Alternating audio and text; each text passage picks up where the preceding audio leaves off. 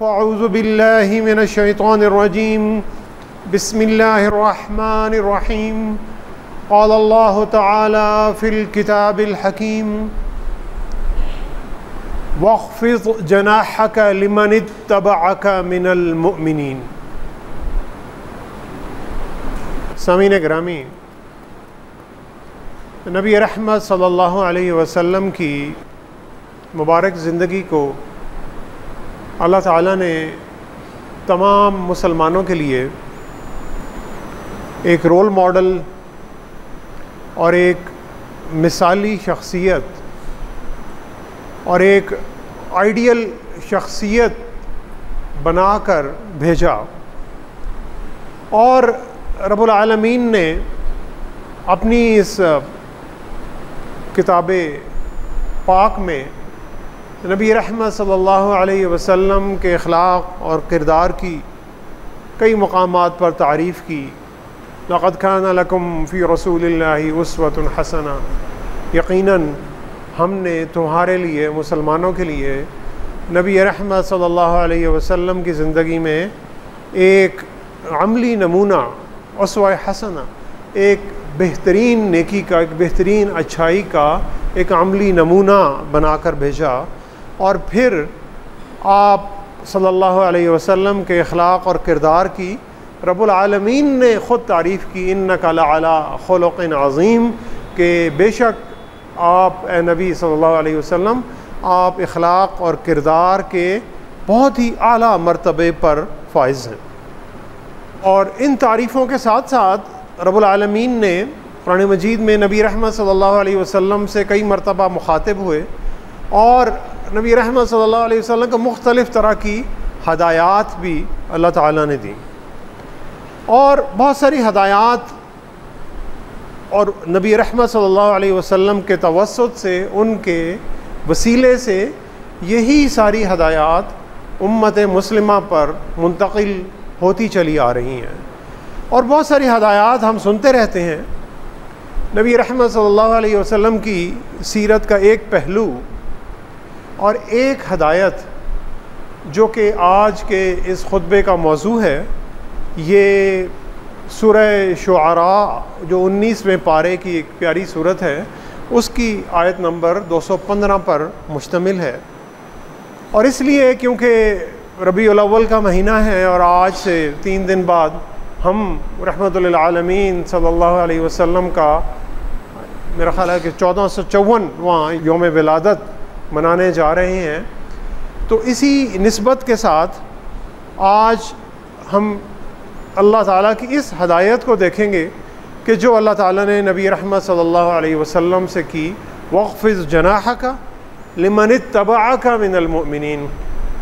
بڑی چھوٹی سی ایک آیت ہے اور بڑی مختصر سی، اور اس کا اگر لفظی ترجمہ کریں، وَاخْفِضْ جَنَاحَكَ، وَاخْفِضْ جَنَاحَكَ کا مطلب یہ ہے کہ، اور نبی رحمت صلی اللہ علیہ وسلم سے اللہ تعالیٰ مخاطب ہیں اور کہہ رہے ہیں آپ اپنے پروں کو نیچا رکھیں، وَاخْفِضْ نیچے رکھیں۔ جناح عربی کا جو لفظی اس کا ترجمہ ہے وہ ہے پرندوں کے پر۔ انسان کے جو بازو ہیں اس کے لیے بھی جناح کا لفظ استعمال ہوا۔ عربی زبان میں بہت سارے لفظ آتے ہیں، قرآن مجید میں بھی بہت سارے لفظ ایسے ہیں کہ جن میں اس منظر کی اللہ نے تصویر بنا کر پیش کی، کہ اللہ کے بندے اپنے تصور میں وہ منظر لے آئیں، اور اس منظر سے جو الفاظ ہیں ان کا تعلق بنائیں۔ تو پرندوں کا ہوا میں اڑنا، اور وَاخْفِضْ جَنَاحَكَ لِمَنِ اتَّبَعَكَ مِنَ الْمُؤْمِنِينَ، اے نبی صلی اللہ علیہ وسلم آپ اپنے پروں کو نیچا کر لیجئے ان مومنین کے لیے جو آپ کی پیروی کر رہے ہیں۔ یہ ہدایات دی جا رہی ہیں۔ اب پرندے جب ہوا میں اڑتے ہیں تو ان کے پر کھلے ہوئے ہوتے ہیں، یعنی بند پروں کے ساتھ پرندے ہوا میں نہیں اڑتے، اور پرندے 2 مواقع پر اپنے پر جو ہیں انہیں بند کرتے ہیں۔ ایک موقع وہ ہے کہ جب وہ زمین پر بیٹھے ہوئے ہیں، یعنی ہوا میں نہیں اڑ رہا، یا کسی درخت پہ بیٹھے ہوئے ہیں، آرام کر رہے ہیں، ان کے پر بند ہیں. اور دوسرا موقع وہ ہے کہ جب پرندے کوئی خطرہ محسوس کرتے ہیں اور وہ کسی گھونسلے کے پاس بیٹھے ہوئے ہیں یا ان پرندوں کے بچے ان کے پاس ہیں, تو وہ اپنے پروں کو بند کر کے اپنے بچوں کو یا اپنے گھونسلے کو اس پروں کے نیچے چھپاتے ہیں. یہ پرندے دو مواقع پر اپنے پروں کو بند کرتے ہیں. تو سامعین گرامی, آج کی یہ جو آیت ہے اس سے 3 سبق ہمیں مل رہے ہیں. پہلا سبق کیا ہے؟ پہلا سبق یہ ہے کہ نبی رحمت صلی اللہ علیہ وسلم کو یہ ہدایات دی جا رہی ہے مومنین کے لیے, یعنی جو صحابہ اکرام نبی رحمت صلی اللہ علیہ وسلم کے ساتھ ہوتے تھے. اور یہ ہم سب کو معلوم ہے کہ نبی رحمت صلی اللہ علیہ وسلم کا درجہ بہت بلند تھا اور ہے اور انشاءاللہ رہے گا, اور صحابہ اکرام کا درجہ نبی رحمت صلی اللہ علیہ وسلم کے درجے سے بہت نیچے تھا اور ان کے درجات میں بہت فرق تھا. لیکن نبی رحمت صلی اللہ علیہ وسلم کو یہ ہدایت دی جا رہی ہے کہ اے نبی صلی اللہ علیہ وسلم, آپ نے جب بھی اپنے ساتھیوں سے ملنا ہے تو آپ نیچے کے درجے پہ آ کر ان سے ملیں, یعنی آپ اپنے پروں کو بند کیجئے اور جو ان کا درجہ ہے ان کے درجے پہ آ کر ان سے بات کیجئے. تو پرندہ پر کھولے ہوئے کتنی اونچی پرواز کیوں نہیں کر رہا, جب وہ زمین پہ بیٹھتا ہے تو اپنے پر بند کر لیتا ہے.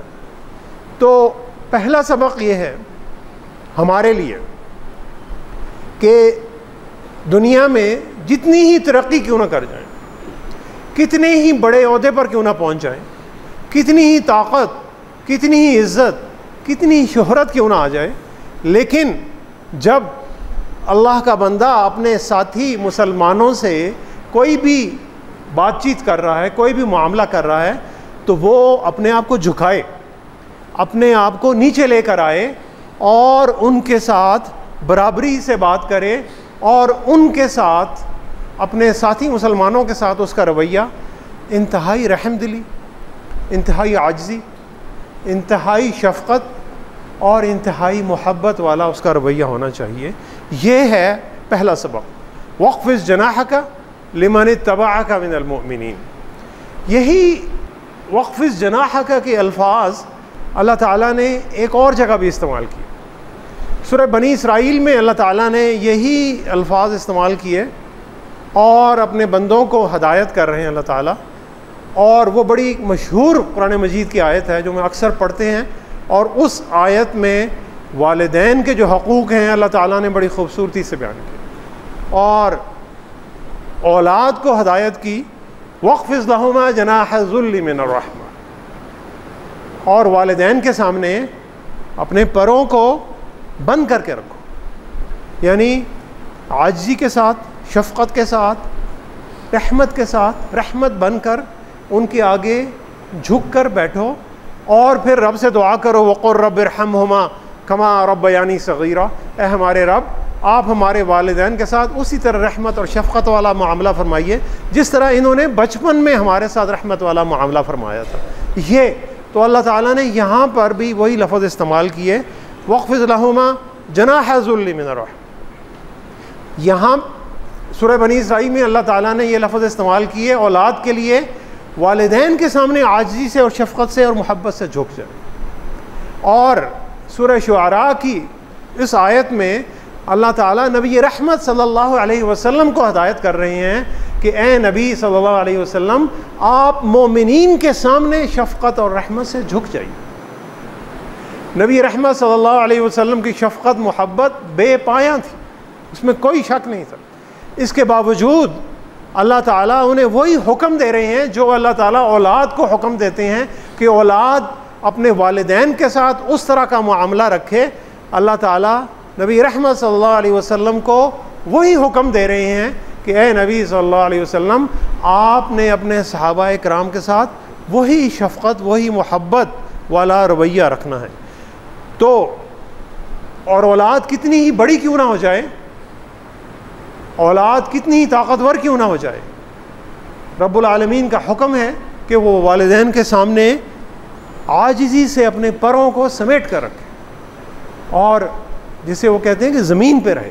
یعنی بندہ کتنا ہی بلندی پہ کیوں نہ پہنچ جائے دنیاوی اعتبار سے, کسی بھی اعتبار سے, علم کے اعتبار سے, شہرت کے اعتبار سے, لیکن اس کے قدم زمین پہ رہنے چاہیے. وہ جب اکثر کہتے ہیں کہ یہ بندہ تو ہوا میں اڑ رہا ہے, ہوا میں اڑنے کا حکم نہیں ہے. اللہ کے بندوں کو پاؤں زمین پہ رکھنے کا حکم ہے. جب دوسروں سے معاملہ آ رہا ہو اور کبھی بلندی پر پہنچنا ہے, ترقی کرنی ہے, تو ضرور پر کھولیں اور اڑیں اور جتنی ترقی حاصل کر سکتے ہیں کریں.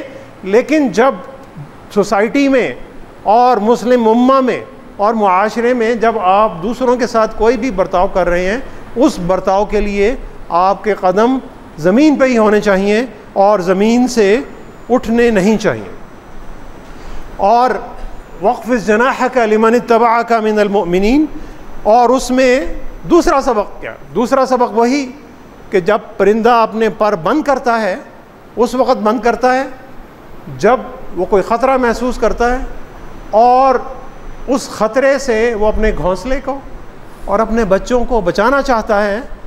کہ جس طرح بلی جب کسی مرغی پر حملہ آور ہوتی ہے, اور یہ ہم اکثر دیکھتے بھی ہیں, تو مرغی اپنے چھوٹے بچوں کو فوراً اپنے پروں کے نیچے چھپا لیتی ہے. تو دوسرا سبق یہ ہے, اور یہ بھی سبق نبی رحمت صلی اللہ علیہ وسلم کے لیے ہدایت دی جا رہی ہے کہ اے نبی صلی اللہ علیہ وسلم, آپ نے اپنے ساتھیوں کو اپنی حفاظت میں رکھنا ہے, آپ نے انہیں پروٹیکشن دینی ہے, آپ نے انہیں اپنے پروں کے نیچے چھپا کر رکھنا ہے. کیونکہ اگر اللہ تعالیٰ نے آپ کو ایک بہت بڑا درجہ عطا کر دیا ہے تو آپ کا پھر یہ فرض بنتا ہے کہ آپ اپنے ساتھیوں کی اسی طرح حفاظت کریں جس طرح پرندہ اپنے بچوں کو پروں کے نیچے سمیٹ کر کسی بھی اندیکھے یا دیکھے ہوئے خطرے سے ان کی حفاظت کرتا ہے, انہیں اپنے دامن میں سمیٹ لیتا ہے. تو آپ بھی اے نبی صلی اللہ علیہ وسلم, رحمت للعالمین صلی اللہ علیہ وسلم, آپ اپنے ساتھیوں کو اپنے دامن میں اسی طرح چھپائیں, انہیں ان کی پوری حفاظت کریں, اسی طرح کہ جس طرح ایک والدہ, ایک ماں اپنے بچوں کی حفاظت کرتی ہے, یہی حفاظت آپ نے اسی طرح کریں. اب سامعین گرامی, ہمارے یہاں جو روایت ہے وہ اس کے بالکل برعکس ہے, اور وہ روایت یہ ہے کہ ہمارے جتنے بھی بڑے بڑے لیڈرز ہیں اور جتنے بھی بڑے بڑے افسر ہیں اور کسی بھی میدان میں کوئی بڑے سیٹھ ہیں, وہ جتنے بھی بڑے ہوتے چلے جاتے ہیں, انہوں نے اپنے ساتھ اپنے پیروکاروں کے, اپنے ماتحتوں کے لشکر رکھے ہوتے ہیں جو ان کی حفاظت کر رہے ہیں. یعنی جتنا بڑا لیڈر ہے اس کا لاؤ لشکر اتنا بڑا ہے, اور وہ جو سارا لاؤ لشکر اور جو ماتحتوں کی جو فوج ہے وہ اس بڑے لیڈر کی حفاظت کر رہی ہے. اسوہ حسنہ کا رول ماڈل یہ ہے کہ جتنا بڑا لیڈر ہے وہ اپنی عوام کی حفاظت کر رہا ہے, یہ اس کے بالکل الٹ ہے. اور تیسرا سبق یہ ہے کہ آپ کی محبت, آپ کی شفقت, آپ کی رحمت دوسرے مسلمانوں کے لیے صرف الفاظ ہی سے نہیں بلکہ آپ کے چہرے کے تاثرات سے اور آپ کی جسمانی حرکات و سکنات سے بھی ضرور ظاہر ہونی چاہیے, جسے باڈی لینگویج کہا جاتا ہے. یعنی آپ جو لفظ ادا کر رہے ہیں وہ لفظ کیسے ادا کر رہے ہیں, اور آپ کے چہرے کے تاثرات کیا ہیں. کیا آپ کے چہرے پر غصے کے تاثرات ہیں؟ کیا آپ کے چہرے پر ناگواری کے تاثرات ہیں؟ کیا آپ کے چہرے پر طنز کے تاثرات ہیں؟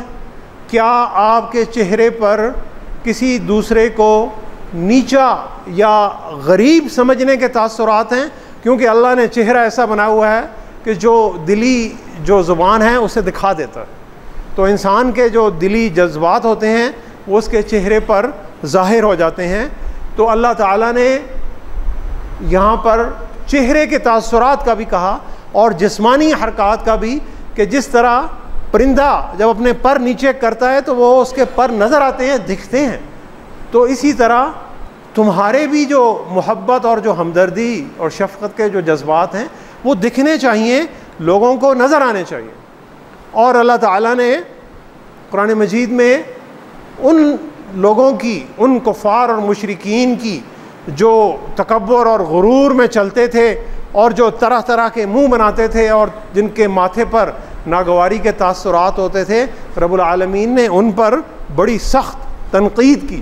ثم نظر، اللہ تعالیٰ مشرکین کے بارے میں کہتے ہیں کہ پھر اس نے بڑی عجیب سی نظر بنائی، کہ جس طرح ہم کسی کو کبھی یوں دیکھتے ہیں تو منہ سے تو کچھ نہیں کہہ رہے ہوتے، لیکن ہماری نظر کچھ بتا رہی ہوتی ہے، کہ وہ بڑی عجیب سی نظر سے ہم اس کو دیکھ رہے ہیں، پیار اور محبت کی نظر سے نہیں دیکھ رہے۔ ثم عبس وبصر، پھر اس نے ماتھے پر ناگواری کے بل ڈالے، ماتھے پر تیوری آئی، اس کے چہرے پر ناگواری کے تاثرات ہو گئے، وبصر، اور اس نے منہ بنایا اور عجیب سا منہ بنایا۔ ثم ادبر واستکبر، پھر پلٹ گیا اور تکبر سے چلنا شروع ہو گیا۔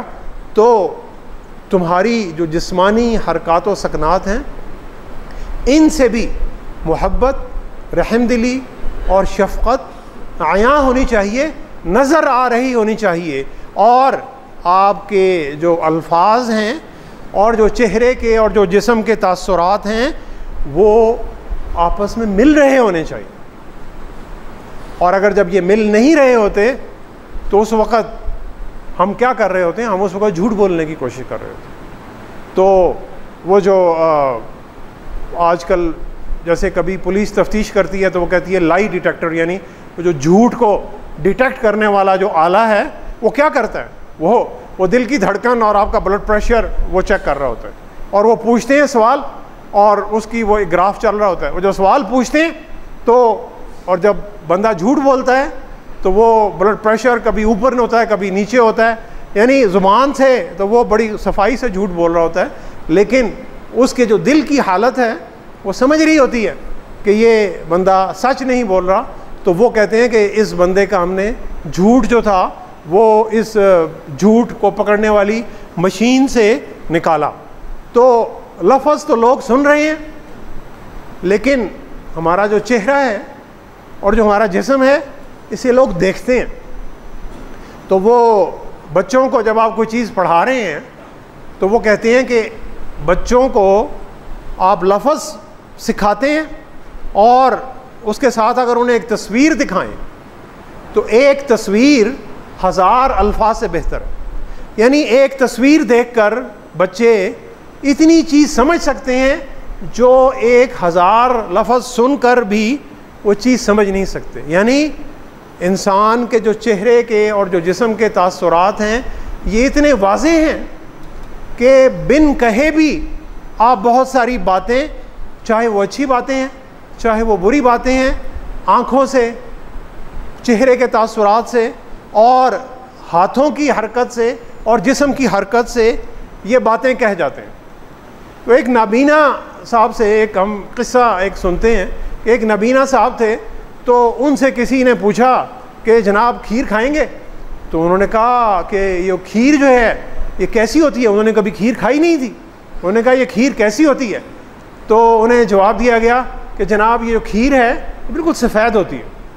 وہ نابینا تھے، انہیں یہ بھی نہیں پتا تھا کہ سفید رنگ کیسا ہوتا ہے۔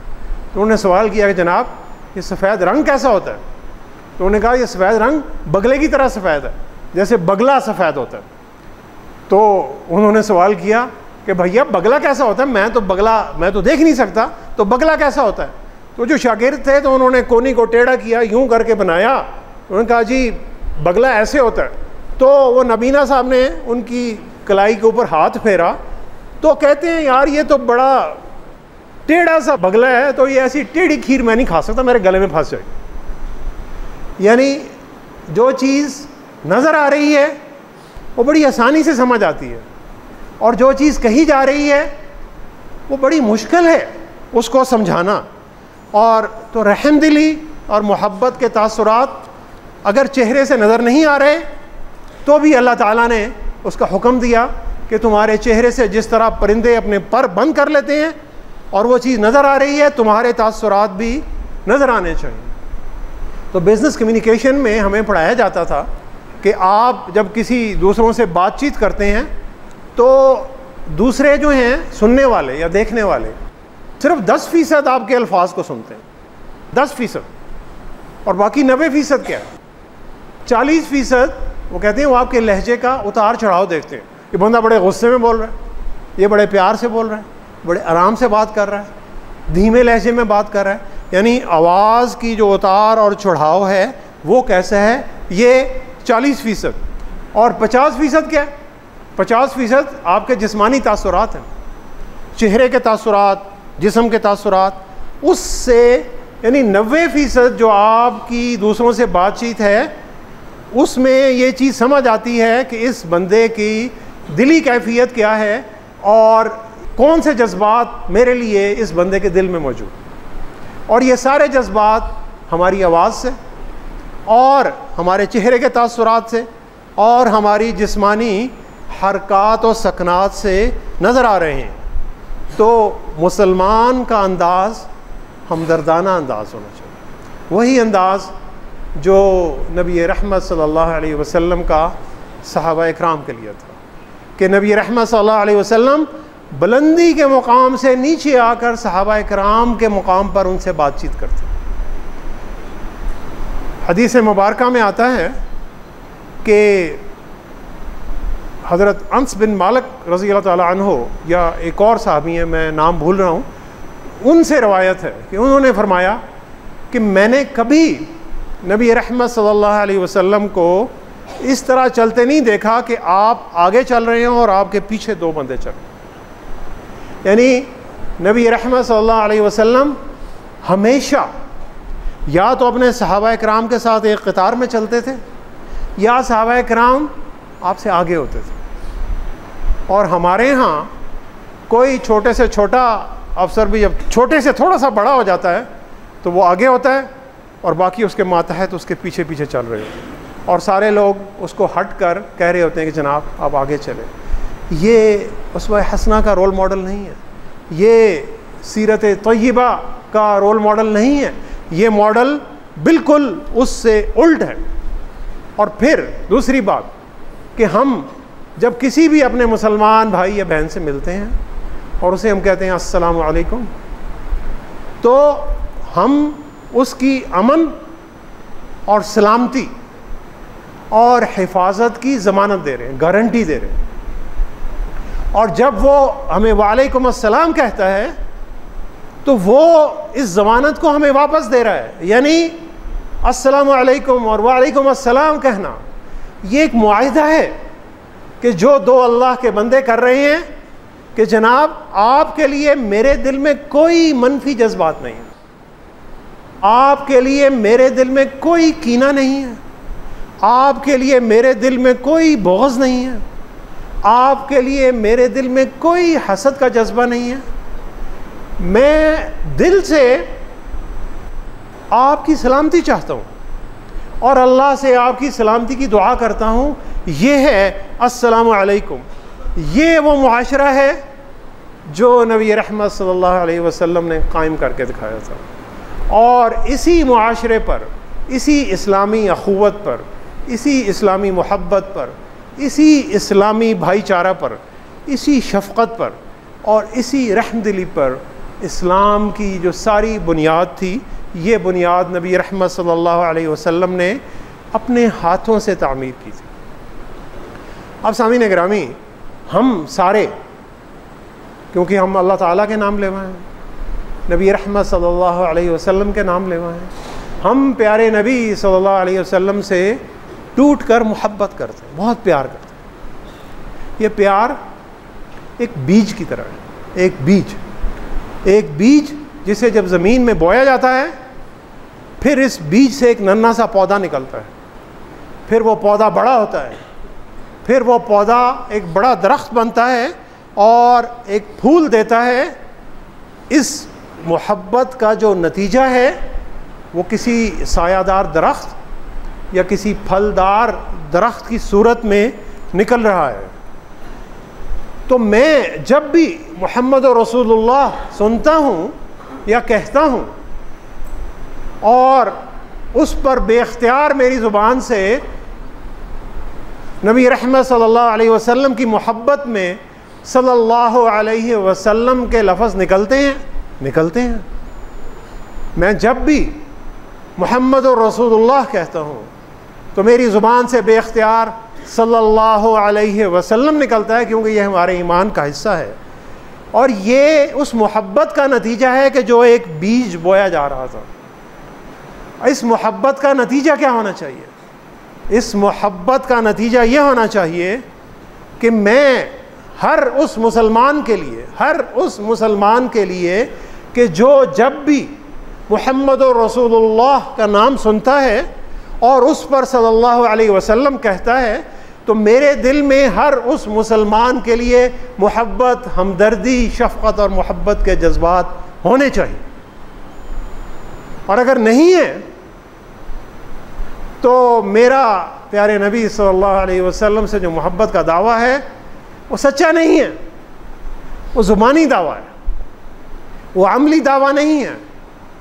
کیونکہ اگر میں معاشرے میں رہنے والے دوسرے مسلمانوں کے ساتھ منفی جذبات رکھتا ہوں، بغض رکھتا ہوں، دشمنی رکھتا ہوں، اپنے دل میں ان کے خلاف نفرت رکھتا ہوں، تو میرا نبی رحمت صلی اللہ علیہ وسلم کے ساتھ جو محبت ہے زبانی ہے، اس محبت کا عملی زندگی سے کوئی تعلق نہیں ہے.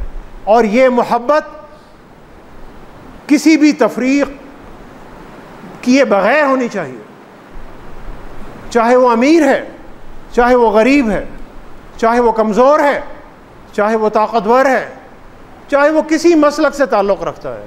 لیکن اگر وہ اللہ کا نام لیتا ہے اور پیارے نبی صلی اللہ علیہ وسلم کا نام لیوا ہے تو میری اس سے محبت بے پایہ ہونی چاہیے. وہی محبت کہ جو نبی رحمت صلی اللہ علیہ وسلم کی اپنی امت سے محبت تھی. اور اگر یہ محبت نبی رحمت صلی اللہ علیہ وسلم کی یہ محبت مجھے دوسرے مسلمانوں کے ساتھ محبت پر مجبور نہیں کر رہی تو یہ محبت صحیح نہیں ہے. یہ دعویٰ ہے، صرف زبانی ہے، چہرے سے بھی ظاہر نہیں ہے، جسمانی حرکات و سکنات سے بھی ظاہر نہیں ہے، میرے عمل سے بھی ظاہر نہیں ہے. تو سامعین گرامی، وَاخْفِضْ جَنَاحَكَ لِمَنِ اتَّبَعَكَ مِنَ الْمُؤْمِنِينَ، وہ اللہ کا بندہ یا بندی جو کسی بھی لیڈرشپ ماڈل میں ہے، رول میں ہے، چاہے وہ گھر کا سربراہ ہے، چاہے وہ کسی چھوٹی سی دکان میں بیٹھا ہوا ہے، چاہے باہر کھڑا ہوا ایک سیکورٹی گارڈ ہے، چاہے وہ کسی بھی رول میں ہے، اس کی ڈیوٹی ہے، اس کا فرض ہے، اس کی ذمہ داری ہے مسلمان ہونے کی حیثیت سے اور نبی رحمت صلی اللہ علیہ وسلم کا عاشق ہونے کی حیثیت سے کہ وہ سارے مسلمانوں کے لیے اپنے دل میں ہمدردی کے جذبات رکھے، اپنے دل میں محبت کے جذبات رکھے، اپنے دل میں شفقت کے جذبات رکھے، الفاظ سے بھی ان کا اظہار کرے اور اپنے جسم سے بھی اور اپنے چہرے کے تاثرات سے بھی اور جسمانی حرکات و سکنات سے بھی ان ساری چیزوں کا اظہار کرے. اور اس رحم دلی کا جب اظہار کرے تو پھر معاشرہ ایک امت بنتا ہے. اور جب معاشرہ ایک امت بنتا ہے ایک جسم کی طرح، یعنی اس جسم کا چھوٹے سے کسی بھی حصے میں تکلیف ہوتی ہے تو پورے جسم کو تکلیف ہوتی ہے، تو پھر مسلمان ایک طاقت بنتے ہیں اور ایک عزت دار اور ایک خوشحال معاشرے کی حیثیت سے وہ اقوام عالم میں اپنا نام بلند کر سکتے ہیں.